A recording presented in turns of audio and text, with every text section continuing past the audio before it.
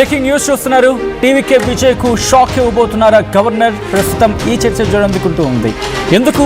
ఇప్పటికే ప్రభుత్వ ఏర్పాటుకు అనుమతి కోరుతూ గవర్నర్ను కలిశారు విజయ్. అయితే 112 మంది ఎమ్మెల్యేల జాబితా మాత్రమే అందజేశారు విజయ్ అనేది ఇక్కడ వినిపిస్తున్నమాట. ప్రభుత్వ ఏర్పాటుపై మెలిక పెట్టారు గవర్నర్ రాజేంద్ర అర్లేకర్. ప్రభుత్వ ఏర్పాటుకు 118 మంది ఎమ్మెల్యేల సపోర్ట్ అవసరం అంటూ చెప్పుకొచ్చారు ఆయన. నిన్న జాతీయ మీడియాతో మాట్లాడుతూ కీలకమైన అంశాన్ని ప్రస్తావించారు. మరి ముఖ్యంగా 108 మంది మాత్రమే మద్దతు ఉంది, కానీ 118 మంది అంటే మ్యాజిక్ ఫిగర్ 118 కాబట్టి ఆ సంఖ్యను చూపించాల్సిన అవసరం ఉంది. ఒకవేళ అఫీషియల్గా చూపించకపోయినా రేపు ఉదయం అసెంబ్లీలో తన సపోర్ట్ను, తనకున్న మద్దతును ఆయన ప్రూవ్ చేసుకోవాల్సి ఉంటుంది. అంటే పూర్తిగా టీవీకేతో జత కట్టకపోయినప్పటికీ కూడా సపోర్ట్ మాత్రం చూపించుకోవాల్సి ఉంటుందని అర్థం వచ్చేలా ఆయన మాట్లాడుకొచ్చారు.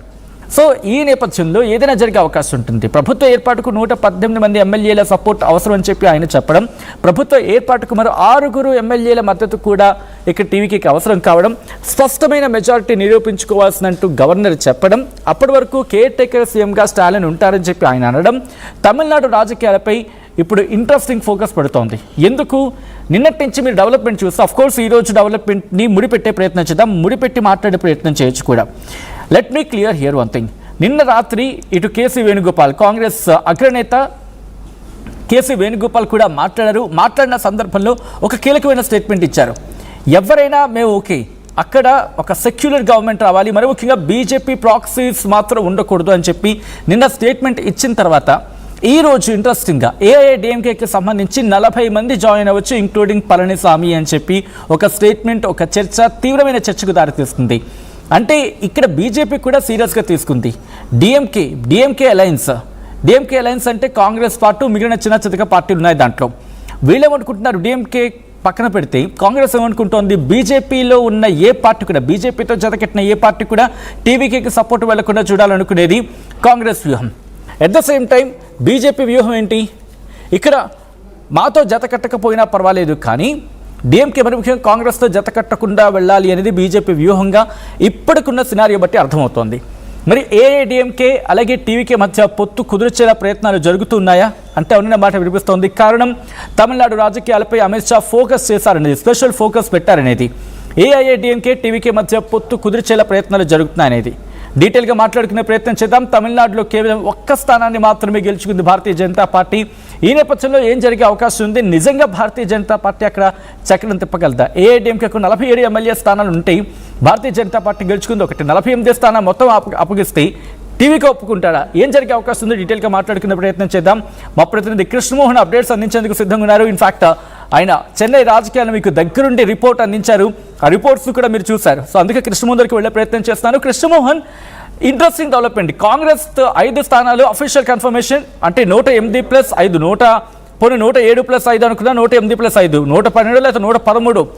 కానీ ఇంకా 5-6 స్థానాలు ఇంకా టీవీకేకి కావాలి. కానీ ఇక్కడ ఏఐడీఎంకే చేరుతుంది. ఏఐడీఎంకేను ఇక్కడ తన నుంచి అంటే భారతీయ జనతా పార్టీ విడిచిపెడుతోంది, టీవీతో జతకట్టేందుకు సిద్ధం చేస్తోంది అనే చర్చ జరుగుతున్న క్రమంలో ఈజ్ ఇట్ పాసిబుల్? అది జరిగే అవకాశం ఉందా? అండ్ టీవీకే ఏఐడీఎంకేతో మద్దతు కడుతుందా? డెఫినెట్గా టీవీకేకి కొంత ఈరోజు గవర్నర్ దగ్గరికి వెళ్ళారు, కలిసి ప్రయత్నం చేస్తారు, ఆయనతో మాట్లాడుతున్నారు. ఆయనతో పాటు చాలా మంది సీనియర్స్ కూడా వెళ్ళారు. అయితే ఇప్పుడు కొంత ఆసక్తికరమైన చర్చ అయితే జరుగుతుంది. అంటే 108 స్థానాలు ఉన్నప్పుడు మరో 5 స్థానాలు కాంగ్రెస్ అఫీషియల్ గా ఈరోజు ఎమ్మెల్యేలు కూడా విజయాన్ని గెలిచారు. విజయ్ మహిళ కంటవాళ్ళు చేశారు, ఆయన అభినందించారు. సో వాళ్ళ లిస్టు అంతా కూడా కలిపితే 112 ఎమ్మెల్యేలు వాళ్ళ ఉన్నారు. సో ఆయన మ్యాజిక్ ఫిగర్ కావాల్సింది 118. అయితే స్పీకర్ ఇక్కడ కొంత మెలికి పెట్టే పరిస్థితి అయితే కనబడుతోంది. స్పీకర్ ప్రభుత్వ ఏర్పాటుపై గవర్నర్ రాజేంద్ర అర్లేకర్ కొంత వెలికి పెడుతున్నట్టుగా మనకి అనిపిస్తుంది. ఆయన క్లియర్ గా ఒకటే చెప్తున్నారు, మీరు పూర్తి బలం మీరు అసెంబ్లీలో ప్రూవ్ చేసుకోవాల్సిందే. ప్రూవ్ చేసుకున్న తర్వాత ఫర్దర్ గా మీరు బయట నుంచి నేర్చుకుంటారా, సపోర్ట్ లేదు ఇంటర్నల్ పార్టీలో చేర్చుకుంటారా లేదా అనేది పక్కన పెడదాం, కానీ మీ బలం మాత్రం మీరు అసెంబ్లీలో నిజం చేసుకోవాల్సిందే, రుజువు చేసుకోవాల్సిందే అనేది చాలా క్లియర్ గా ఆయన చెప్తున్నారు. అప్పుడు కూడా కేర్ టేకర్ సీఎం స్టాలిన్ గా ఉంటారనే ఒక సమాచారం కూడా ఆయన ఇచ్చారనేది తెలుస్తుంది. అయితే ఇప్పుడు ఏదైతే ఏఐడిఎంకే ఉదయం నుంచి కొంత చర్చ ఉంది. డిఎంకే ఉన్న 47 మంది ఎమ్మెల్యేలు 40 మంది ఎమ్మెల్యేలు పుట్టుగా పవన్ టీవీకేకు మద్దతు పరగడానికి వెళ్తున్న నేపథ్యంలో పళనిస్వామి కూడా మీతో పాటే నా ప్రయాణం కూడా చెప్పినట్టుగా సమాచారం ఉంది. అయితే ఇప్పుడు బీజేపీ వీడి ఏఐడిఎంకే విజయ్ వైపుకు వెళ్ళడాన్ని బీజేపీ కొంత ఆక్షేపిస్తుంది అనేది మనం కానీ ఒకసారి కానీ నిజంగా చూసుకుంటే తమిళనాడు గవర్నర్ కి అక్కడ ఉన్న ప్రభుత్వానికి గతంలో అంటే ఇప్పుడు కొనసాగుతున్న రాజేంద్రన్ కి తర్వాత డిఎంకే పార్టీగా ఉన్న స్టాలిన్ మధ్య చాలా గ్యాప్ ఉంది. కనీసం